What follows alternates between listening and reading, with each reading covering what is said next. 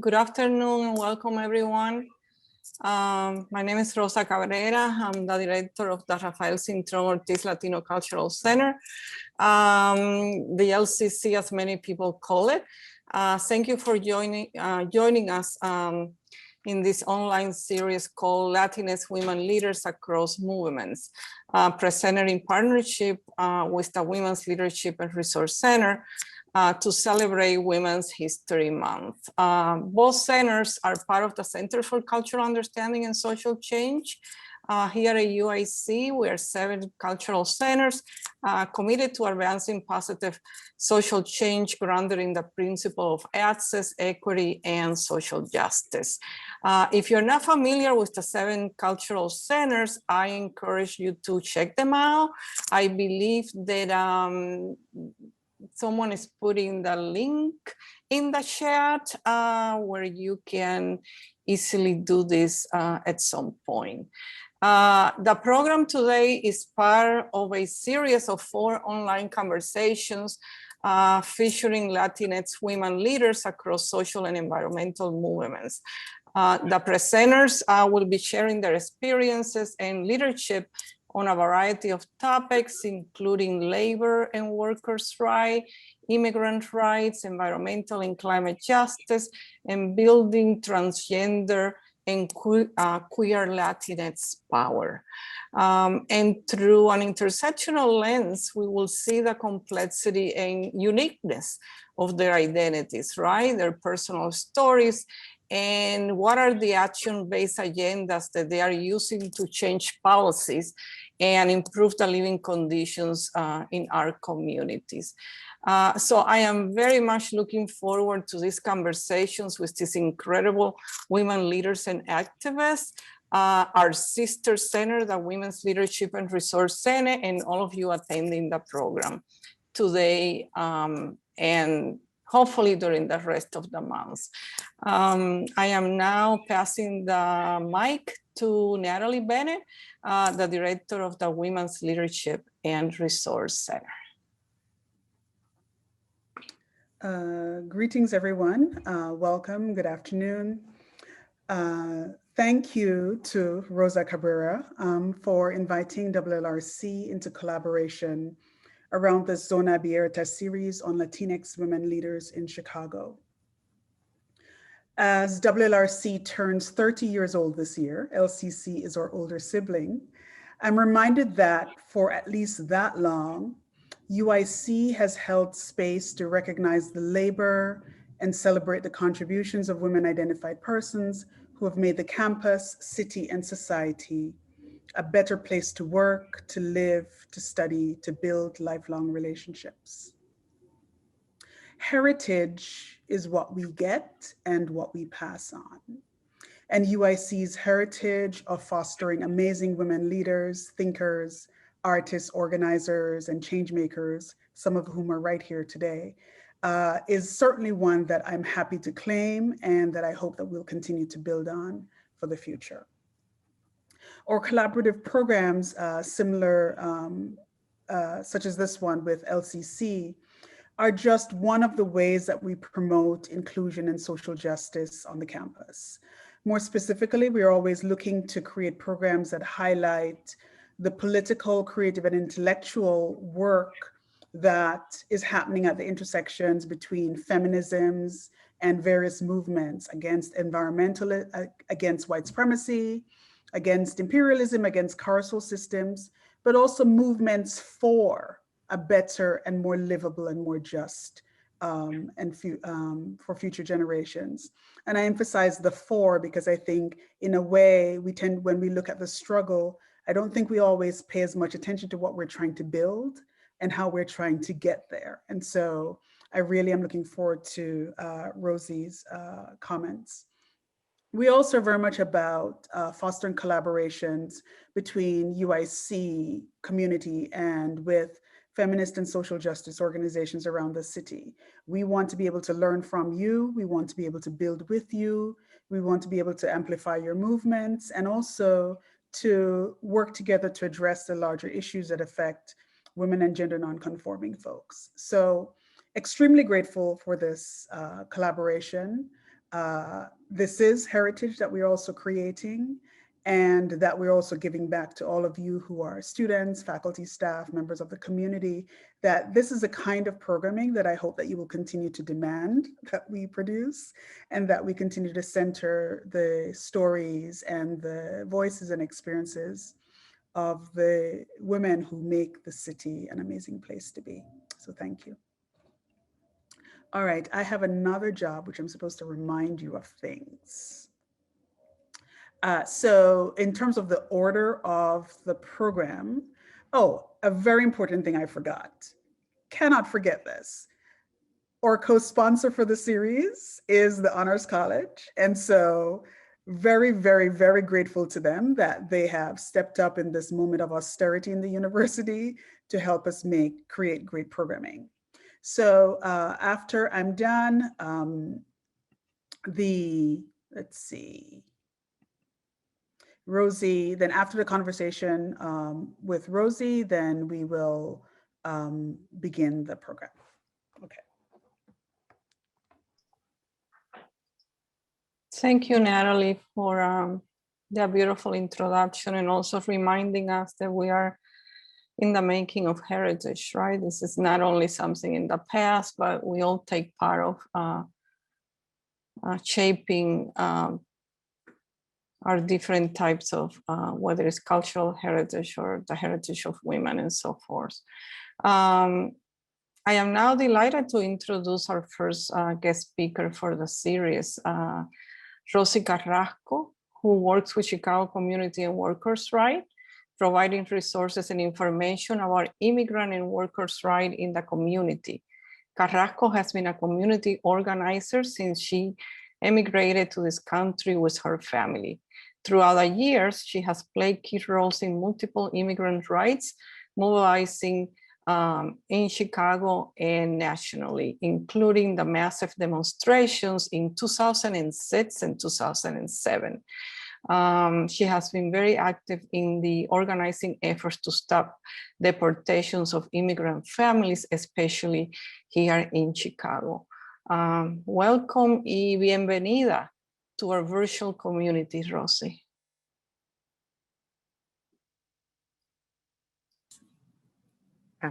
Muchas gracias por la introducción.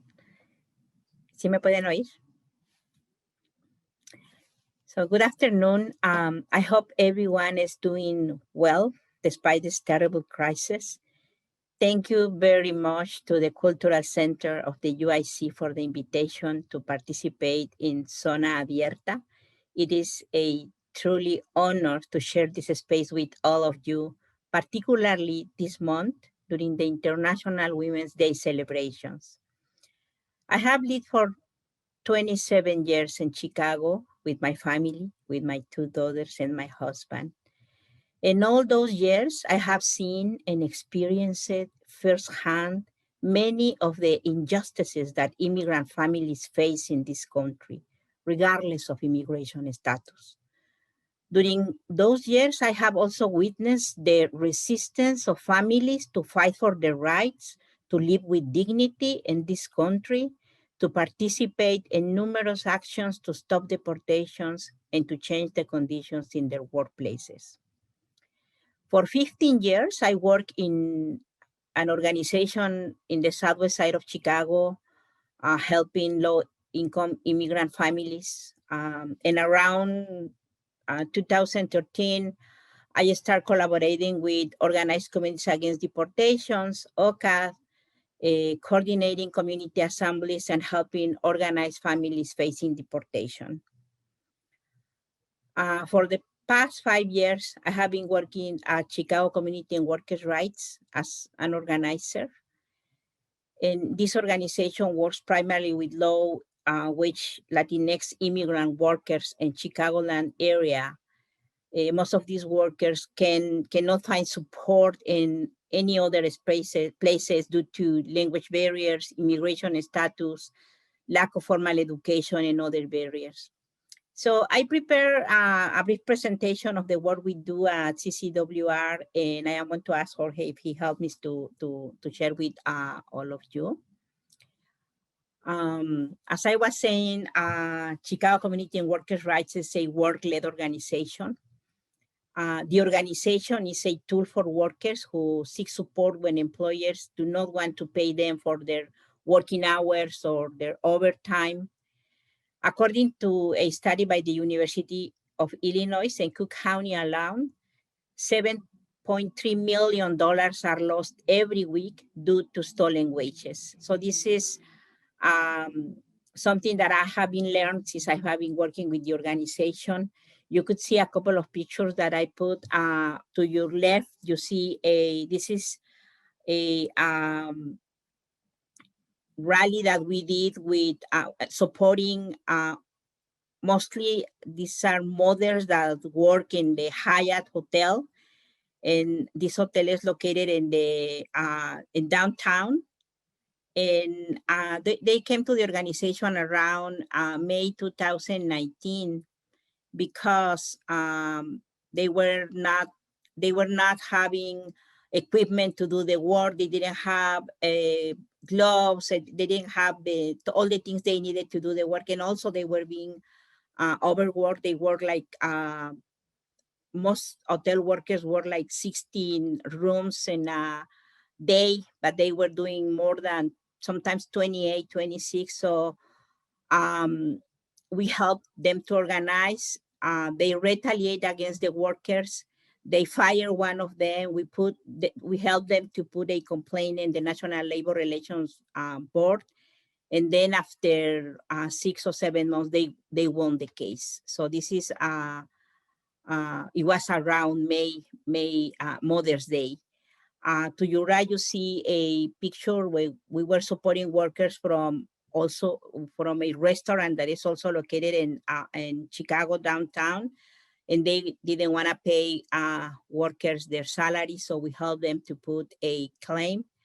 And also after a year, they were able to win that fight.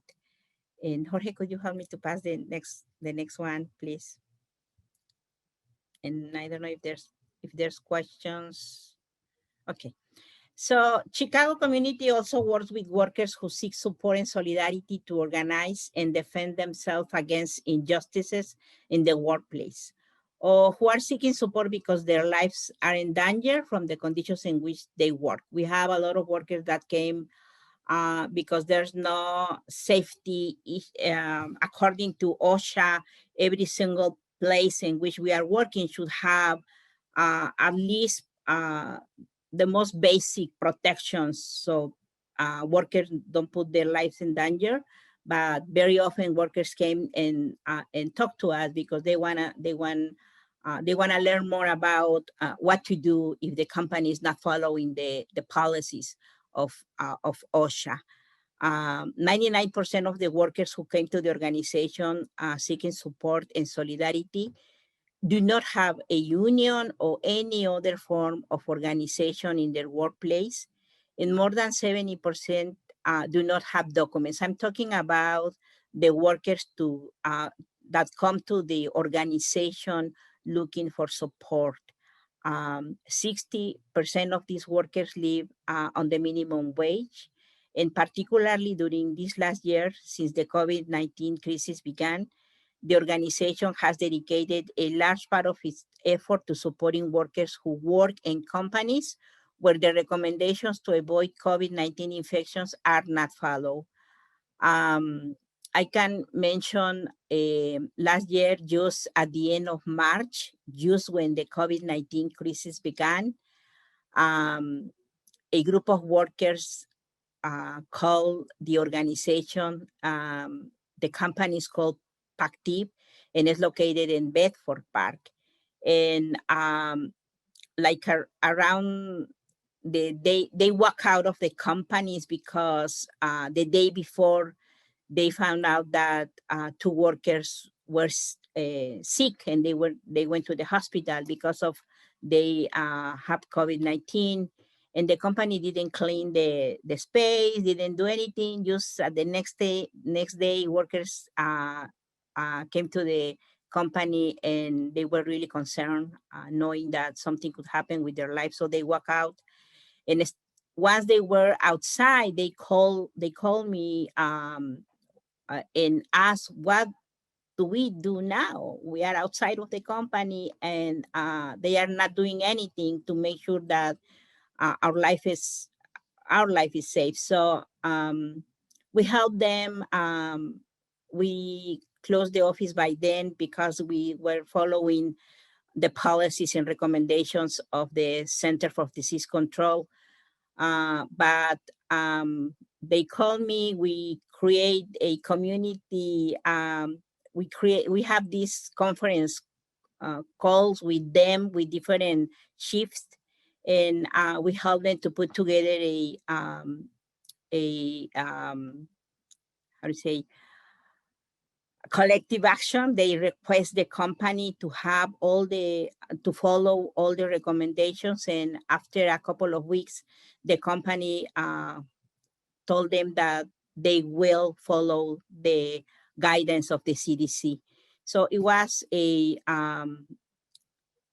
very for me, it was the first time I was trying to organize workers just through the phone, in helping them to put together their demands and taking picture. They were sending me their names to add to the collective petition.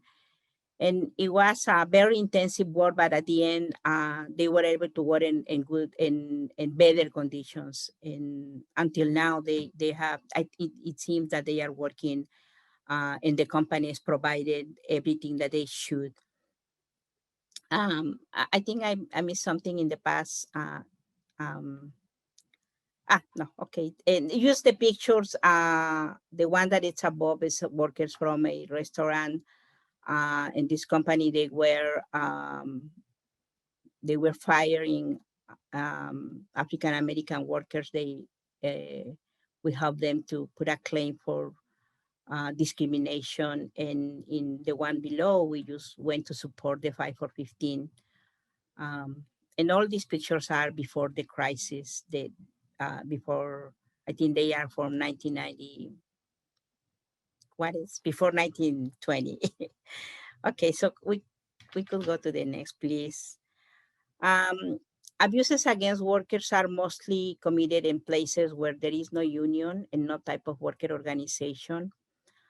The right to organize is protected by the First, the Fifth, the 14th Amendments of to the United States Constitution, and for the National Labor Relations Act, that guarantees workers the right to join unions or make collective actions or petitions without depending on the approval of the company. Yet, only 10.8% of workers are unionized nationally, and only 14% of workers in Illinois, according to the U.S. Bureau of Labor Statistics. So most of the people that came to the organization, they don't have any kind of representation, no union, no committees, nothing. So it's really hard because the employer, the management has all the power. That is why the struggle of Amazon workers to unionize is so important for the labor movement. Of course, we wish them success. Esperamos que ellos triunfen. Could you please go to the next? It's also important to highlight the struggle of the so-called essential workers. Many of them, as I was saying, walk out during their working hours last year at the beginning of the COVID-19 crisis to demand that companies improve working conditions to prevent the spread of COVID-19. And also, of course, solidarity with the workers' struggles for better conditions where their lives and health are in danger. It's important, particularly when the economy is reactivated. I know that companies are about to open, and many of them do not have a clear policies to guarantee worker safety. So I think that we should be paying attention to that in the following months. Probably many of the companies will be open. I hope not. I hope they follow the guidelines of the Department of Health and the Department of CDC. But we will see. I think that we need to pay attention to that. And the picture is just, I don't remember when we took this picture, but for many years, workers working in poultry plants and packing plants are the ones that always are working in the worst condition. And as we remember, many of them contracted COVID-19 last year because of the companies are not following the guidelines to protect workers. And I think, so in this organization, I just wanted to give you a brief landscape of the work that we are doing. As I was saying, many of the workers that came to us are undocumented. In last year, many of the workers that came to the organization concerned, some of them didn't want to put complaints or didn't want to do nothing against the company because they didn't want to lose their jobs. Sometimes they are the only providers of the family. And I remember a conversation with a group of mothers working through a Labor Day offices. They were not even receiving the minimum wage, and the conditions there were not good. So I told them, you have the right to either put a lawsuit or you could make a complaint to the Department of Labor. We could help you. And some of them says, Rosi, this is the only work we have. We are afraid companies are closing because of COVID, and we understand that our lives are in danger, but we cannot have the luxury of lose this job. So we are going to continue coming, and some of them didn't want to put any complaint. So it's hard. They say, if I lose the job, I have no right to receive unemployment compensations because I don't have documents. And that's true. If you are undocumented, you cannot receive unemployment compensation if the company fires you because you want to work in a better conditions. What are you going to do if you are the only person supporting your family? So we understand those issues. We try to create solidarity and help workers, but sometimes it's hard, right? So some of the workers didn't get through. So for us, it's really important, this fight for the legalization. We are in a new administration. I remember the last 4 years with the past administration, during the Trump administration, the criminalization was really terrible for our communities, but not only immigrants were attacked, also unions, workers, the Black community, the Muslim community, the environmentalists. So I'm really hopeful that with this administration, we will have an opportunity to change things. So the fight for the legalization of the 11 million people who live in this country without documents, and the fight for workers' rights is only a part of the fight for a better world where communities of color are not criminalized and where the resources are used to promote health systems, housing, education, and decent work for all. The millions and billions that this administration has spent in the border and ICE and all these enforcement systems against workers, against immigrants should be spent and improve our communities. I think that there are new possibilities of hope and change under this administration. And of course, I understand that the changes that came will depend on the organization of our communities. We must continue to demand that institutions and those that supposedly represent us are accountable for their actions.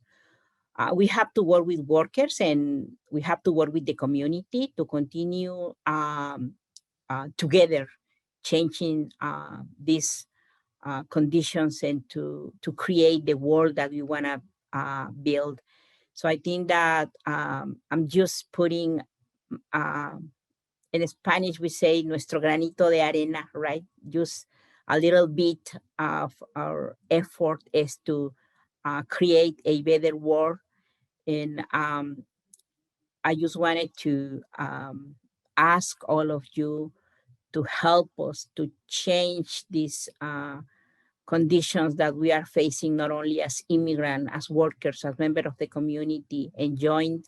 And any you could choose whatever area you think you can help to improve. But the idea is be active, enroll. You could participate in so many things that are out there. So I want to end, and then I think it's in the following slide. If Jorge help me, I want to invite you to visit the page of CCWR.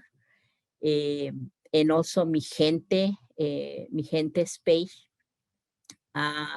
because we are working very close with them, and also my daughter Tanya works there, and we work very close, not only as a family, but we support each other's movements. But Mi Gente is an organization that has been fighting for a long time against deportations, and started this campaign Eyes on Ice to demand that the Biden administration fulfill its promises to stop deportations and offer a path to citizenship to the 11 million of people who live in this country without documents. So we have this campaign on Monday at 6:30 p.m.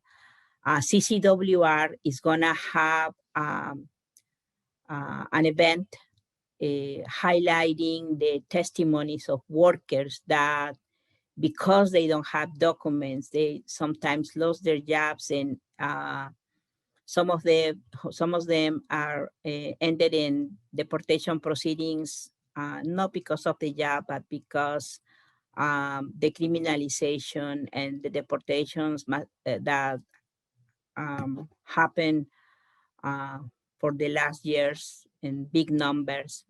So so that's basically all. And I think that, I don't know if I should answer all the questions, or how can we do this?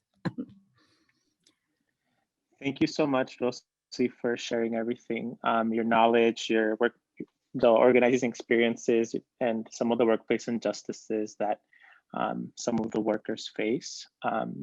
Hi, everyone. My name is Jorge. I'm the Associate Director at the Latino Cultural Center. Myself, along with Ramona from the Women's Leadership and Resource Center, will help moderate this next part, community conversation and dialogue, so we can make the best use of our last 25 minutes or so with Rosi. We do want to quickly just say, if you have a question, please feel free to write your question directly in the chat. If you'd like to ask your question out loud by unmuting yourself, please just write your name in the chat, and we'll just call on you so that we can track the order of comments and all of the questions submitted. Ramona, I'll send it over to you. Would you like to say hello? Sure. Thank you, Jorge. So again, I'm Ramona Gupta, she, her, hers. I'm the Associate Director at the Women's Leadership and Resource Center. And I want to thank you. We have some great questions in the chat. And so I'd actually like to start with those, if that's okay. So Rosi, I think you might have seen some of these as well, but Nancy asks, how have some companies responded to them making billions and billions of dollars more because of the pandemic and still deciding not to pay their workers more? So the example I think that everybody thinks of, right, is Amazon.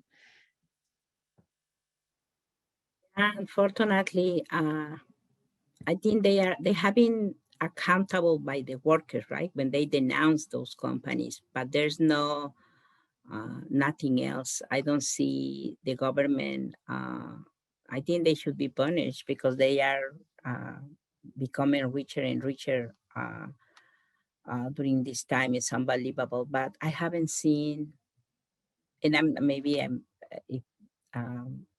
not sure about it, but I haven't seen any policy to make them accountable for that. I hope in the future because of the action of the workers, I hope there will be something, but there's nothing. They have been just having millions and millions of dollars. And fortunately, there are workers organizing against us, and has been denounced, but I haven't seen anything, any action against those companies, because I think that's a crime. That's a crime that they are committing against our communities, becoming richer because of the suffering of so many people. Rosi, tied to that question, I noticed that when you were sharing your slide, the quote unquote essential workers and their needs, and sort of talking about the way that undocumented workers have different priorities, right? Based on what they have access to, like the lack of access to unemployment. I was just curious if you could maybe speak a little more on how you view this term essential workers and the way that workers are sort of framed as essential, while, as you were describing, not having access to unemployment, et cetera. Yeah, it's ironic, right? They are essential for the economy and for to keep the economy going on, and to basically support many other families, but they are not essential when you talk about rights. We have like 10 volunteers working very close with us, and all of them are essential workers. And it seems to me that this administration is contemplating the possibility to, because they are essential workers, to create a path to legalization or citizenship for them. But as any other policies, no policy is not a policy, but it's just a, how you say, it's not a bill yet, it's just a proposal from the government. We don't know what is going to happen. We don't know if that is going to become a reality or not, but it's ironic that essential workers, many of them undocumented, have no right and protections from this administration until now. Let's hope that that change. But it will depend. It's going to depend of the way we, in the labor movement, in the unions, and the workers organize and push for that. Otherwise, nothing is going to change. That's what I think.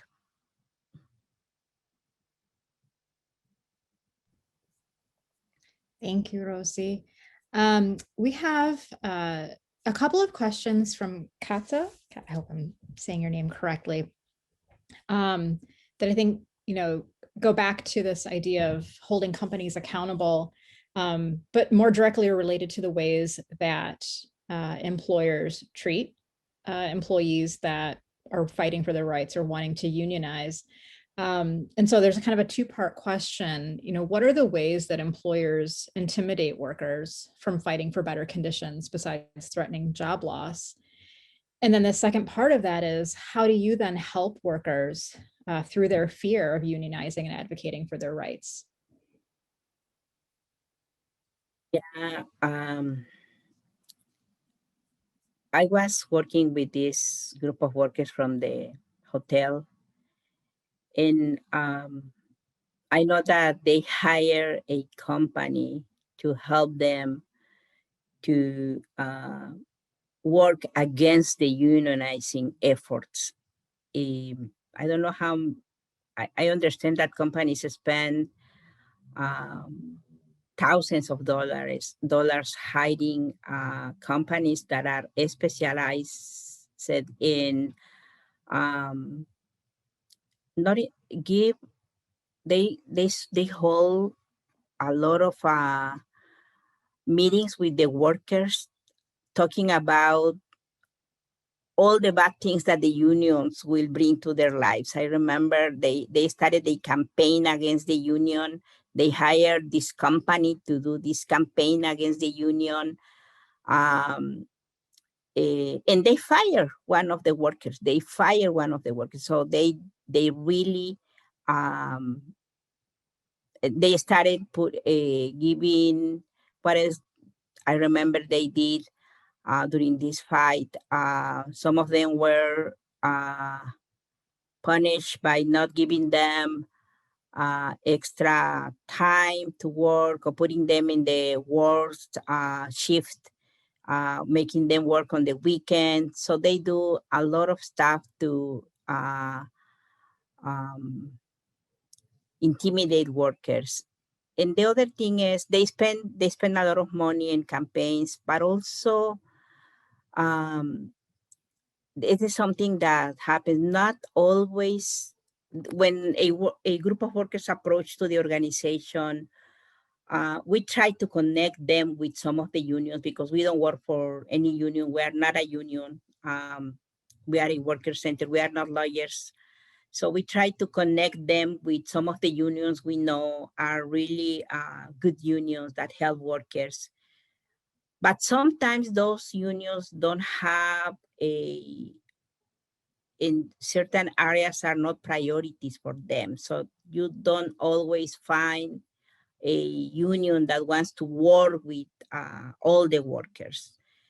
Then it's very complex situation, but I know that companies spend millions of dollars trying to disencourage workers from becoming unionized, and they intimidate workers too. So and they fire workers, they create harder conditions for the workers that want to unionize. What was the other question? What we do with the workers that are disencouraged, right, to form the union. Honestly, we gave them the information, the tools. We gave them examples of other fights.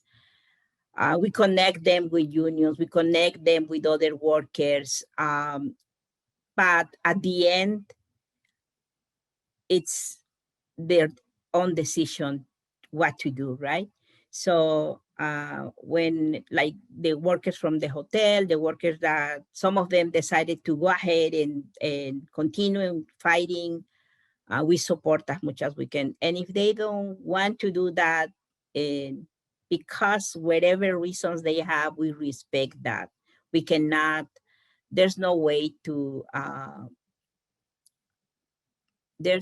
for us to, I say, they have to convince by themselves about what they want to do, and we respect their right to decide what to do.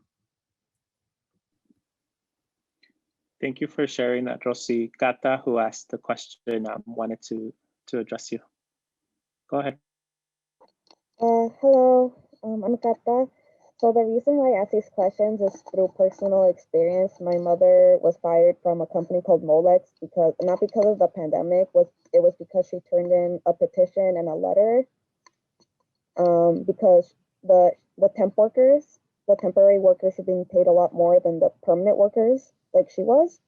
And so she made a petition in English. We helped her make one, and she went around the workplace asking people to sign it. And then when she presented it to HR, they told her that there will be consequences. And then the next day she was fired.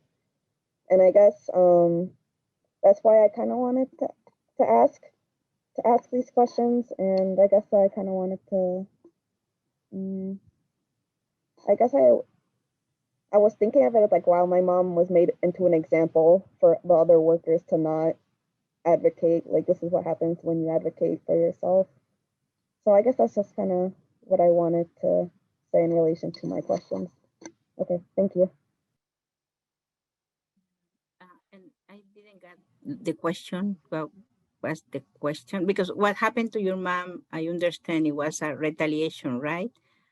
And I don't know if sometimes you could go to the National Labor Relations Board, and that's what we did with the worker that was fired. We went there. We took all their co-workers to give their testimonies to the National Labor Relations Board. And at the end, we have to help them to prepare their testimonies, to document, because what happened is sometimes workers don't know how to document those processes. It's really We help them to write in a piece of paper, in a notebook, what's going on, what happened, the date, the time, and all of that. It becomes a testimony. And I don't know if your mom went to the National Labor Relations Board to put a complaint about that, because if she was organizing it, and she was fired, uh, the National Labor Relations Board should be able to work with her. And what happened with these workers, she received a compensation. I think she received around $10,000 because the company fired her for organize. So there's fines against companies when they fire, when they are violating the National Labor Relations Act. But you have to document, you have to provide testimonies, and this is the hard part, particularly if you are undocumented, or regardless if you have or not documents. It's intimidating to go to one institution and ask an official to that you want to put a complaint, and then when they ask for more information, it's really difficult. So that's what we do. We help the workers to put together the documentation, the testimonies, to work with the other co-workers to see if all together could do something. So if there's something that we can still do to help your mom, please give us a call, give me a call, and we will see. Sometimes you have, sometimes I don't know when that happened, but we have been establishing relationship with some of the institutions, like, and we could try to at least to help your mom to document if we are still on time to do that. So I could give you the phone number of the organization.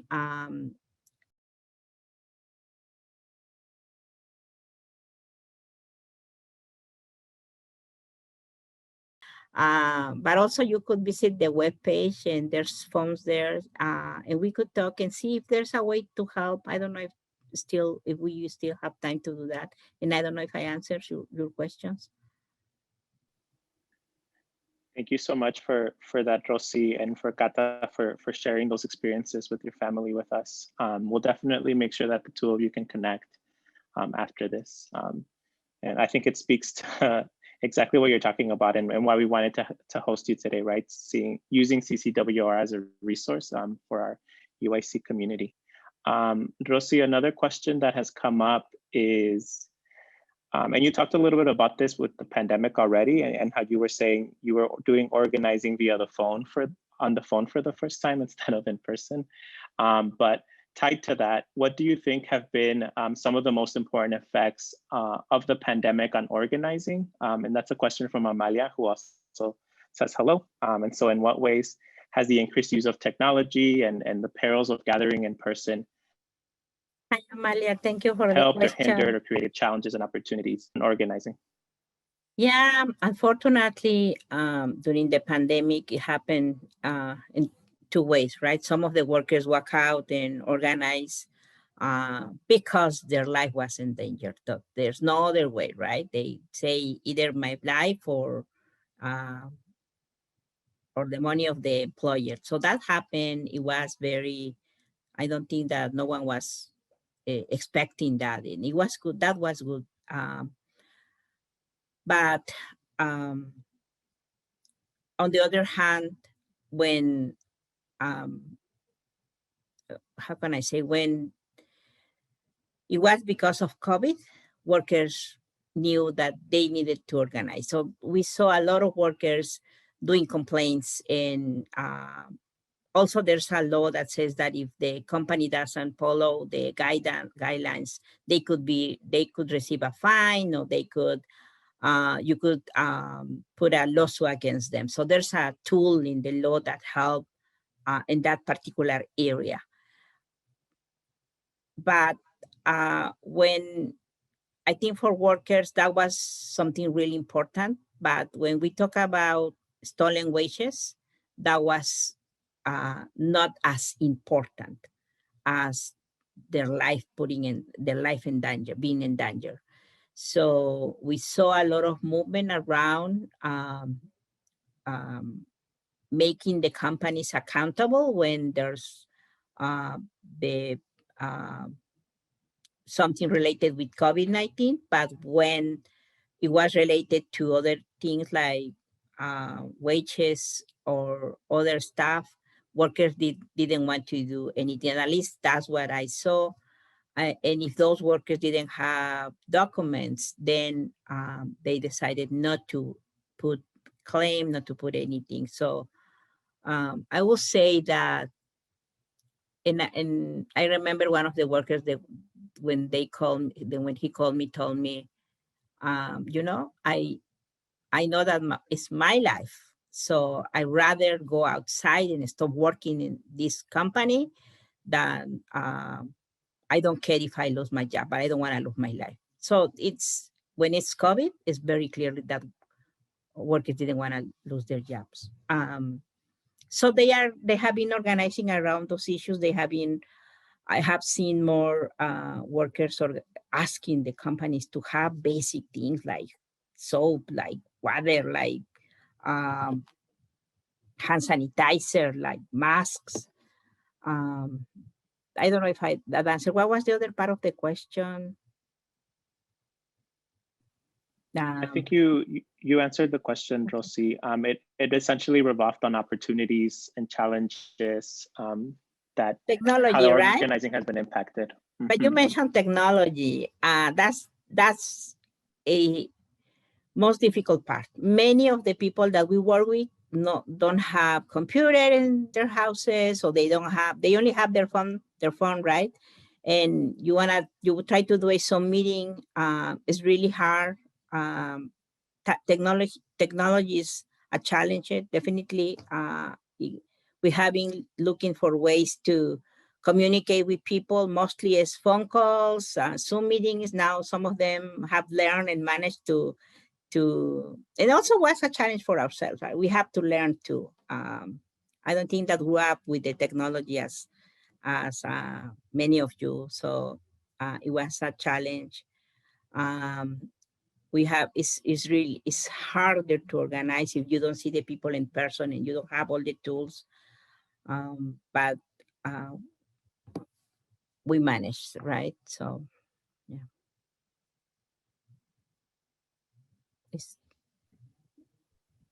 Thank you, Rosi.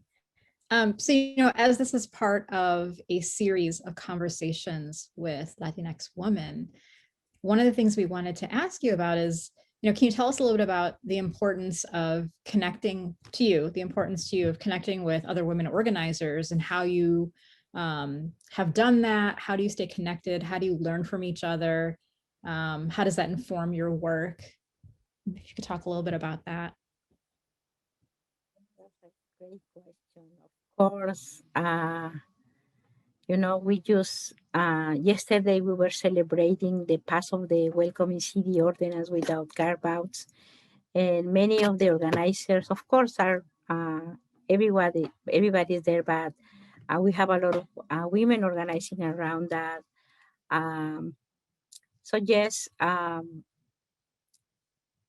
in our group of volunteers, most of the people that is part of our volunteers, most of them are women. I think that in Mi Gente, we have a lot of women too, right, that are working with us. So I think that I have seen most of the people that came and wanted to organize and help workers are women. Most of the people that is coming to the organization are women, are very, very strong. So yes, I have been connecting. I know that Kim will be here also talking in a few days, and I know that she has been fighting to create a better environmental in Little Villages where I live, and we have been also trying to support the work that El Bejo is doing. And Kim is the director of El Bejo and Mi Gente, right? With Marisa, Tania, Jacinta, all of them has been pushing for having a better world. So I think that women are working really hard to change this world. So it's important. It's important. I love to see. Also, my two daughters. I want to know both of them have been involved in the fight for immigrant rights, and Ireri, right, has been working for building a world in which our communities could have a better environment. Um, so I think the work of women is really important, and we should work together more often. Great, thank you so much, Rosi. One last question that's sort of related to what you were just speaking on the work with El Vejo. And we have a question from Rosa. Do you see greater alliances forming between the labor movement and the environmental justice movement, especially in hope that we can move forward with the Green New Deal and a just transition vision? I hope so. I think that um, I remember back in a few years ago, we were trying when we were organizing those marches in 2006, 2007. We have at the table a lot of organizations, and organizations fighting for the environment were there. But I think that we need to build more alliances. I don't think we have enough connections between the labor movement, the environmental movement, the workers movement, the immigrant movement. I think that we need to find a better way to work together, particularly if we want to build a better world. So I think that there's space to create more connections, more alliances, more work together. I don't think it's enough, the efforts that we have.